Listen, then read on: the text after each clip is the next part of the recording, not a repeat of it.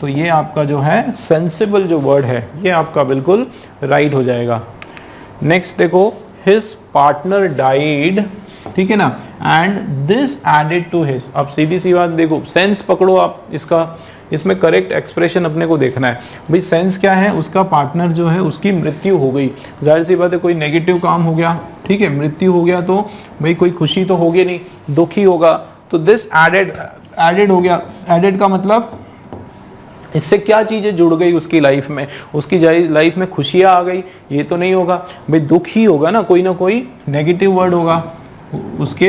This added to his क्या, his difficulties, परेशानियां, ये आपका नेगेटिव सेंस का वर्ड है। डेंजर्स, ये आपका नेगेटिव सेंस का वर्ड है, ठीक है। प्रोग्रेस, तरक्की, तो ये तो पॉजिटिव हो गया, है ना। फॉर्च्यून का मतलब होता है पैसा, धन दौलत, है ना, तो ये भी आपका क्या है, पॉजिटिव सेंस का वर्ड है। तो ये दोनों तो नहीं होंगे, ठीक है ना। इन दोनों में से क्या होना चाहिए कि हिज पार्टनर डाइड, उसके पार्टनर की मृत्यु हो गई, एंड इससे क्या हुआ, इससे उसके ऊपर एडेड टू हिज डेंजर्स, तो उसके ऊपर खतरा बढ़ गया।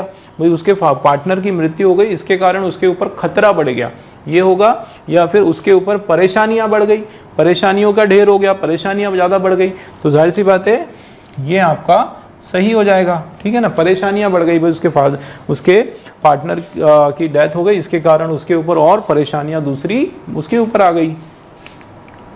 चलिए नेक्स्ट क्वेश्चन देखो, करेक्ट फॉर्म ऑफ एक्सप्रेशन इसमें देना है हमको। क्या लिखा हुआ है देखो, he spoke in a distinct, distinct मतलब अलग, है ना, अलग, दूसरी, है ना, अलग या दूसरी क्या, he speak in a distinct. देखो बात यहाँ पे किसकी हो रही है, बोलने की, स्पीक की। स्पोक जो है ये वर्ब का सेकंड फॉर्म है, और इसका V2 क्या होता है, स्पीक होता है, ठीक है, स्पीक होता है, फिर स्पोक है सेकंड, और V3 जो है इसका स्पोकन, क्या हो जाएगा, स्पोकन। तो जब आप बोलने की बात हो रही है, ठीक है, डिस्टिंक्ट, तो बोलने के लिए कौन सा वर्ड होता है, he speak in a distinct method, या फिर वॉइस, या स्पीच, या फिर आपका साउंड। तो डिस्टिंक्ट क्या हो जाएगा दोस्तों, आपका वॉइस, वॉइस की बात हो रही है यहाँ पे। He speak in a distinct voice, voice की मतलब होता है उसकी टोन या फिर अलग आवाज। तो कभी भी बोलना, जब स्पीक तो ऑलरेडी है, तो स्पीक जो है वो किस टोन में, इन अ डिस्टिंक्ट वॉइस आपका सही हो जाएगा, ठीक है। मेथड नहीं होता है, मेथड मतलब तरीका होता है। स्पीच का मतलब एक पूरा का पूरा दिया हुआ भाषण होता है ना। साउंड का मतलब होता है कोई भी साउंड हो सकता है, कोई मटेरियल से साउंड हो सकता है, तो साउंड का मतलब तो वो आवाज होता है, ठीक है ना, आवाज। तो वॉइस जो है वो हमेशा बोली जाती है, तो ये आपका वॉइस बिल्कुल सही हो गया। नेक्स्ट देखो, करेक्ट फॉर्म ऑफ टेंस इसमें हमको बताना है, I shall not go swimming until the sun dash out. Until मतलब जब तक, ठीक है ना, जब तक की, है ना, जब तक की, इस तरीके से अंटिल। तो मैं क्या करूंगा, आई शेल नॉट गो। अब देखो यहाँ पे क्या आ गया, शेल आ गया। शेल मतलब ये आपका फ्यूचर टेंस में है दोस्तों। यहां से लेके ये जो सेंटेंस है आपका, ये कौन से टेंस में है, फ्यूचर टेंस में आपका ये सेंटेंस आ गया, ठीक है ना। देखो आप, तो ये आपका जो सेंटेंस है ये किस में है, फ्यूचर टेंस में। अब एक चीज देखो, ये अंटिल आ गया, ध्यान देना दोस्तों, ये जो आपका वर्ड है अंटिल या फिर ये आपका टिल, या फिर आपका एक है इफ, है ना, इफ, ये जो है ये जो वर्ड्स हैं इनके बाद ये जनरली कंडीशनल सेंटेंस इनके बाद आता है। इनके बाद क्या आता है, कंडीशनल सेंटेंस आता है, ठीक है ना, कंडीशनल सेंटेंस लगता है इनके बाद, याद रखना। इनके बाद हमेशा दोस्तों क्या लगता है, कंडीशनल सेंटेंस लगता है। और इनकी एक खासियत होती है कि इनके बाद फ्यूचर टेंस नहीं आता है। इनके आगे अंटिल, टिल या फिर आपका इफ लगा दिया, तो इनके बाद जो है फ्यूचर टेंस नहीं आता है, ठीक है ना। तो फिर क्या आता है, इनके बाद क्या आता है, प्रेजेंट इंडेफिनिट आता है। क्या आता है, प्रेजेंट इनडेफिनिट जो है वो, उसमें हमारा सेंटेंस आता है, याद रखना। इसके बाद जो सेंटेंस है उसको हम किस में लगाते हैं, प्रेजेंट इंडेफिनिट में लगाते हैं। मतलब देखो until आया, until the sun dash out, मतलब सीधा सीधा आपका उसके बाद वर्ब आ जाएगा। क्यों? क्योंकि ये देखो ये आपका द सन क्या है, सिंगुलर सब्जेक्ट है, तो यहाँ पे सिंगुलर वर्ब का फर्स्ट फॉर्म आ जाएगा। ठीक है ना, तो द सन क्या हो जाएगा, इज कमिंग आउट नहीं, सीधा सीधा कम्स आउट। ठीक है, विल कम नहीं होगा, है ना, ये फ्यूचर है, नहीं होगा, नहीं होगा, इज कमिंग कंटिन्यूअस नहीं होगा। ठीक है ना, तो देखो क्या हो गया, आई शैल नॉट गो स्विमिंग, मैं स्विमिंग नहीं जाऊंगा, यहाँ आ सकता है। ठीक है, कब, उसके पहले आ सकता है, लेकिन बाद में जो उससे लगा हुआ जो सेंटेंस है, किसके पहले, until, till और if, इनके बाद जो लगे हुए सेंटेंस है उसमें कभी भी फ्यूचर टेंस नहीं आएगा, प्रेजेंट इंडेफिनिट का लगा सकते हो। shall not go swimming until the sun comes out, जब तक वो सन बाहर नहीं आता है। चलिए नेक्स्ट क्वेश्चन देखो आप, इसमें भी आपको टेंस का फॉर्म देखना है। ही dash in love with her over a year ago, over a year ago. ठीक है, तो ये तो आपने बहुत ज्यादा सुना होगा, ही dash in love over a year ago. अब देखो अगो आ गया दोस्तों, क्या आ गया यहाँ पे, अगो, एक साल पहले की बात हो रही है। ठीक है ना, तो जाहिर सी बात है ये कौन से टेंस में होगा, हमारा पास्ट टेंस में होगा। ठीक है ना, कौन से सेंस में, पास्ट टेंस में। और किस तरह के पास्ट टेंस, बिल्कुल सिंपल पास्ट टेंस में। आपका सेंटेंस अगो आ गया, मैंने पहले ही बताया था, लास्ट ईयर, प्रीवियस ईयर, अगो, इस तरह का कोई वर्ड आ गया तो ये पास्ट के इंडिकेटर्स होते हैं, ये दर्शाते हैं कि सेंटेंस पास्ट में घटित हुआ है ना। इसका मतलब सिंपल पास्ट का सेंटेंस आएगा। भाई सिंपल पास्ट मतलब आपका सब्जेक्ट, वर्ब का सेकेंड फॉर्म और आपके अदर वर्ड्स, सीधा वर्ब का सेकेंड फॉर्म डाल दो तो ये आपका सिंगुलर सब्जेक्ट। ठीक है ना, वर्ब का सेकेंड फॉर्म ये रहा, तो ये हो गया हमारा he fell in love with her over a year ago। ठीक है, false नहीं होगा, has fallen नहीं होगा, fallen कुछ भी नहीं होगा। ठीक है ना, सिंपल पास्ट का सेंटेंस है हमारा। चलो नेक्स्ट देखते हैं, choose the correct form of tense. Tense देखो इन अ गिवन सेंटेंस, देखो क्या लिखा हुआ है, तो आई know all about that film because I dash it twice. देखो क्या बोल रहे हैं, आई know all about that film, मुझे जो है सब कुछ पता है। ऑल अबाउट का मतलब है उस पिक्चर के, उस फिल्म के बारे में सब कुछ पता है। क्यों, कारण देखो, बिकॉज, क्यों पता है भाई, क्योंकि आई डैश इट।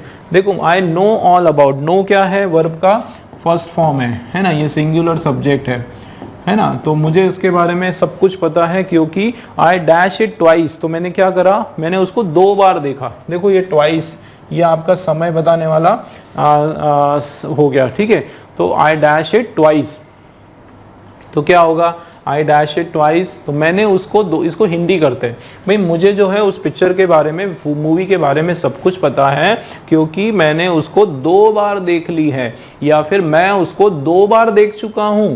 कितनी बार देख चुका हूं, मैं उसको 2 बार देख चुका हूं या चुकी हूं। ठीक है, तो सीधी सी बात है, आपका परफेक्ट टेंस का सेंटेंस है। कौन सा सेंटेंस है, आपका प्रेजेंट परफेक्ट टेंस का सेंटेंस है दोस्तों ये। ठीक है, तो ये हो जाएगा हमारा आई हैव सीन इट, मैंने उसको देख लिया। आई हैव सीन इट कितनी बार, 2 टाइम्स। ठीक है, मीनिंग के हिसाब से आ गया।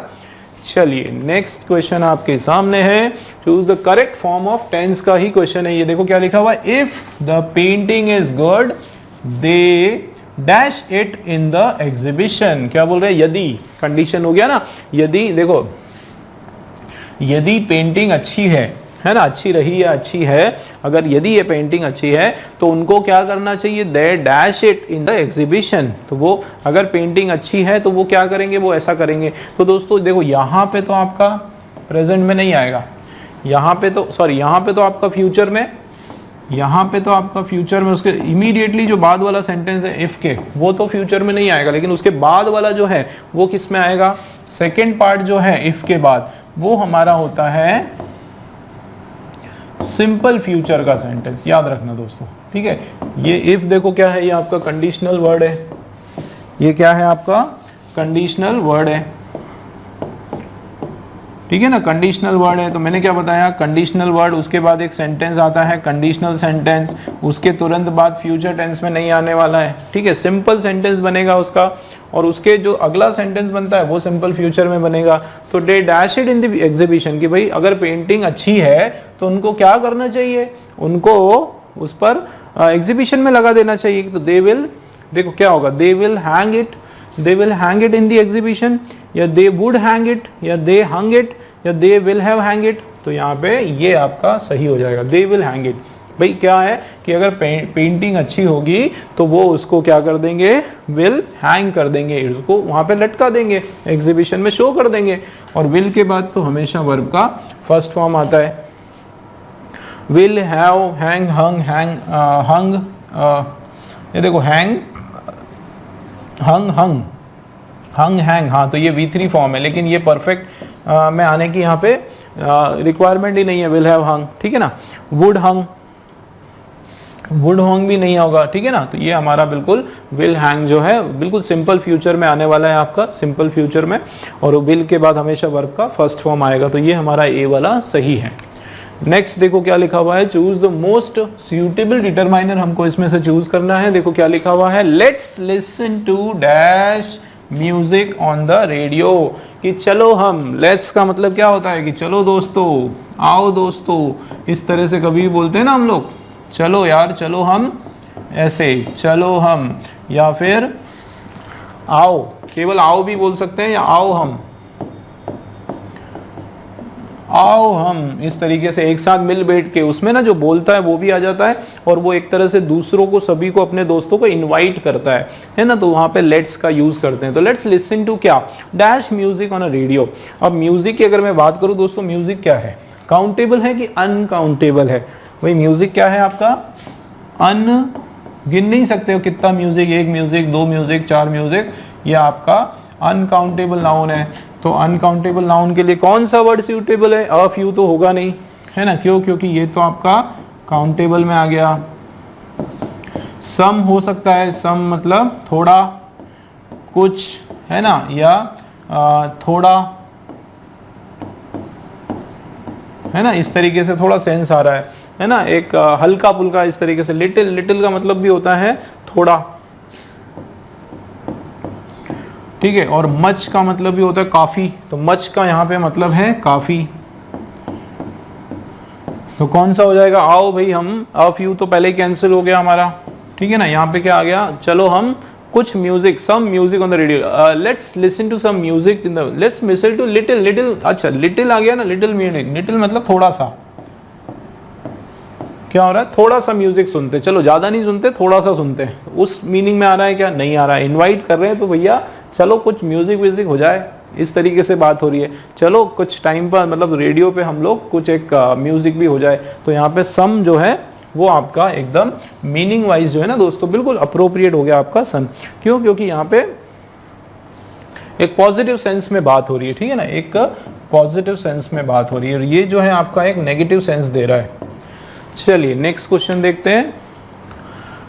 इसमें देखो क्या लिखा हुआ है, मोस्ट सूटेबल डिटरमाइनर देखना है। इसके अंदर भी देखो क्या लिखा हुआ है, dash participants is expected to obey the rules of the games. तो देखो डैश पार्टिसिपेंट, पार्टिसिपेंट मतलब जो हिस्सेदार, भागीदार, जो मैच में उस खेल में जो भाग ले रहे हैं उनकी बात हो रही है, ठीक है ना। प्रतियोगी जो है इज एक्सपेक्टेड टू ओबे, उनसे उम्मीद की जा रही है, किस बात की उम्मीद की जा रही है, कि वो पालन करेंगे, ओबे करेंगे, किसका, नियमों का, खेल के नियमों का पालन करेंगे। भाई पार्टिसिपेंट्स जितने हैं, जो प्रतियोगी हैं, उनसे उम्मीद की जा रही है कि वो खेल के नियमों का पालन करेंगे। तो देखो एनी मतलब क्या, कोई, इस तरीके से सेंस में आ रहा है। तो ये तो आपको दिख ही रहा है कि ये हमारा नहीं होगा। एनी जनरली हमारा नेगेटिव सेंस में आता है दोस्तों। ऑल पार्टिसिपेंट, तो देखो ऑल, हाँ अब ऑल लगा तो देते हैं हम लोग, है ना, लेकिन ऑल के साथ जो है प्लूरल नाउन आना चाहिए। क्या आना चाहिए, सीधा बिल्कुल ऑल के साथ क्या आना चाहिए, प्लूरल नाउन। मतलब यहाँ पे अगर एस होता तो ऑल बिल्कुल बराबर होता, तो ये एस नहीं है, मतलब ये आपका है ना, क्योंकि ये आपका क्या है, सिंगुलर नाउन है, तो इसके कारण एस आपका ऑल तो नहीं होगा। Either participant is expected to obey the rules of the game. Either जो है दोस्तों, दोनों में से कोई एक की बात हो रही है, ठीक है ना। तो आइदर भी कभी भी आता है, ध्यान रखना, आइदर आया या फिर नाइदर आया, उसके बाद भी आपका जो नाउन आएगा वो प्लूरल नाउन आने वाला है, ठीक है, क्योंकि आइदर और नाइदर में जो है दो लोगों की बात होती है, तो दो भी अपने आप में प्लूरल होता है, ठीक है ना, तो ये प्लूरल नाउन होगा, ठीक है, मतलब ये आपका सिंगुलर नाउन है, ये भी नहीं होगा, जाहिर सी बात है एवरी जो है, एवरी या ईच जो है उन दोनों के साथ, एवरी और ईच है ना, इन दोनों के साथ जो है आपका सिंगुलर नाउन आता है, तो एवरी मतलब हर एक, है ना, तो ये बिल्कुल एवरी आपका यहाँ पर मीनिंग वाइज भी और ग्रामर के तरीके से भी बिल्कुल यहाँ पर एकदम करेक्ट एक्यूरेट हो गया, ठीक है। Every participant is expected to obey the rules of the game. चलिए नेक्स्ट क्वेश्चन आपके सामने है, एक्टिव वॉइस में choose the active voice of the sentence. ये आपका जो वॉइस, ये जो सेंटेंस है ये आपका पैसिव वॉइस में है दोस्तों, ठीक है ना, किस वॉइस में है, ये पैसिव में है, और आपको इसका कन्वर्ट करना है एक्टिव वॉइस। तो चलिए थोड़ा सा देख लेते हैं हम लोग एक्टिव और पैसिव के बारे में देख लेते हैं, ठीक है ना। अब देखो एक्टिव पैसिव में ये क्या लिखा हुआ है आपका, द पुअर, क्या लिखा है, the poor are helped by her, है ना, इस तरीके से ये passive voice, choose the active, अच्छा ये पैसिव वॉइस में है। तो देखो the poor are helped by her, okay, तो इसमें द पुअर जो है ये आपको पता है कि पैसिव में ऑब्जेक्ट से शुरुआत करते हैं, तो ये आपका ऑब्जेक्ट है द पुअर, है ना, ये आपका ऑक्सिलरी या फिर हेल्पिंग वर्ब है आर, और हेल्प्ड जो है वो आपका मेन वर्ब का कौन सा फॉर्म है, मेन वर्ब का तीसरा वाला फॉर्म है, ठीक है, और बाय हम लगाते हैं और बाय के बाद सब्जेक्ट आता है, तो ये क्या है आपका, ये आपका सब्जेक्ट है। तो एक स्ट्रक्चर यहाँ लिख देते हैं, पैसिव का क्या लिखा, सबसे पहले हमारा ऑब्जेक्ट, उसके बाद हमारा ऑक्सिलरी वर्ब या फिर आपका इसको आप हेल्पिंग वर्ब भी बोल सकते हो, ठीक है ना, उसके बाद मेन वर्ब का थर्ड फॉर्म, उसके बाद आपका बाय और उसके बाद सब्जेक्ट। तो ये जो आपका स्ट्रक्चर है, तो जाहिर सी बात है सबसे पहले हम लोग एक्टिव में शुरुआत करते हैं सब्जेक्ट से, ठीक है ना, शुरुआत करते हैं सब्जेक्ट से, और इधर इज हमारा आया तो उधर क्या होता है, सीधा वर्ब का फर्स्ट फॉर्म आ जाता है, क्या आ जाता है वर्ब का, या तो फर्स्ट फॉर्म आएगा या फिर पांचवा फॉर्म आएगा, डिपेंड करता है सब्जेक्ट कैसा है, ठीक है, और उसके बाद जो है सीधा आपका ऑब्जेक्ट आ जाता है। तो कहने का मतलब पहले सब्जेक्ट से शुरुआत करेंगे, तो सब्जेक्ट क्या है हमारा, हर है, तो हर का सब्जेक्ट दोस्तों बन जाता है शी। देखो शी से कहाँ पे शुरुआत हो रही है, ये शी शी शी शी, चारों सही, चलिए अच्छी बात है। शी के बाद आना चाहिए आपका सीधा डायरेक्ट आपका क्या आना चाहिए, वर्ब आना चाहिए। देखो दोस्तों शी जो है, शी जो वर्ड है ये क्या है, ये सिंगुलर सब्जेक्ट है, तो जाहिर सी बात है V5 आएगा, V5 का मतलब वर्ब के साथ या तो एस आएगा, ठीक है ना, या फिर V1 के साथ या तो एस आएगा या फिर ES आएगा, मतलब हेल्पिंग वर्ब कुछ नहीं आएगा, ऑक्सिलरी वर्ब कुछ भी नहीं आएगा, सीधा मेन वर्ब आएगा फर्स्ट फॉर्म। तो ये देखो ये आ गया कैंसल, ये आ गया कैंसल, ये आ सकता है, और ये नहीं आएगा वर्ब का सेकेंड फॉर्म, क्यों, क्योंकि यहाँ पे वर नहीं है, यहाँ पे आर है, मतलब ये हमारा सेंटेंस प्रेजेंट टेंस में है, तो प्रेजेंट टेंस में है तो ईडी तो नहीं आएगा, तो ये भी कट आ गया, हमारा आंसर सी वाला करेक्ट। देखो कैसे, तो शी हेल्प्स, देखो क्या आ गया, शी हेल्प्स, और सीधी सी बात है उसके बाद किसको मदद करी, ऑब्जेक्ट को करी, तो द पुअर मतलब गरीब, गरीबों को उसने मदद करी, तो शी ये हमारा सही हो गया, शी ये हो गया सब्जेक्ट, ये हो गया हेल्पिंग मेन वर्ब का आपका प्रेजेंट वाला V5, और ये आपका हो गया ऑब्जेक्ट। ठीक है दोस्तों, बिल्कुल आपको इसके कुछ रूल्स आपको पता होना चाहिए एक्टिव पैसिव के। चलिए नेक्स्ट क्वेश्चन आपके सामने है, correct form of auxiliary verb आपको इसमें से चूज करना है, मतलब हेल्पिंग वर्ब आपको देखना है।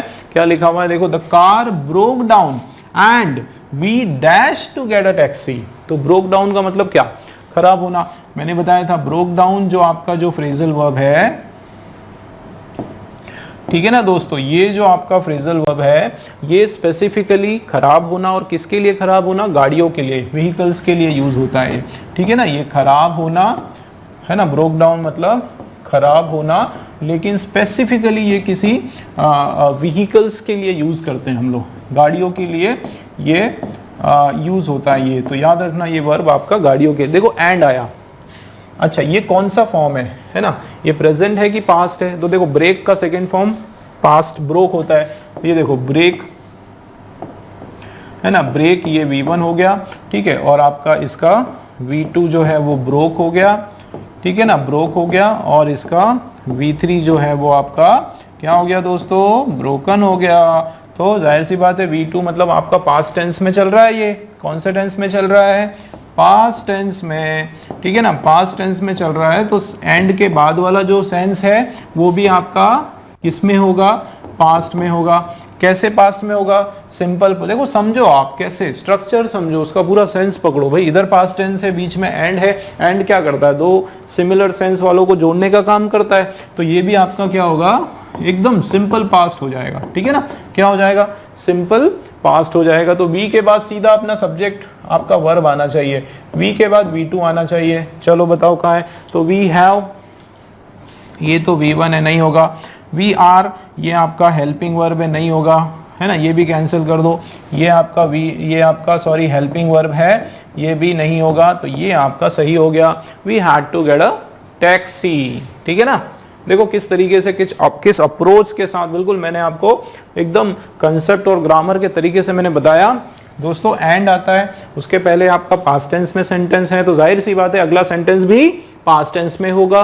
क्यों, देखो ये सिंपल पास्ट है, द कार सब्जेक्ट, उसके बाद वर्ब का सेकंड फॉर्म, तो इधर भी सब्जेक्ट वर्ब का सेकंड फॉर्म, ठीक है, उस तरीके से चलना है हमको। तो यहाँ पे सीधा हैव का सेकंड फॉर्म हैड हो गया, ये आपका वर्ब का सेकंड फॉर्म है, ठीक है। We had to get a taxi.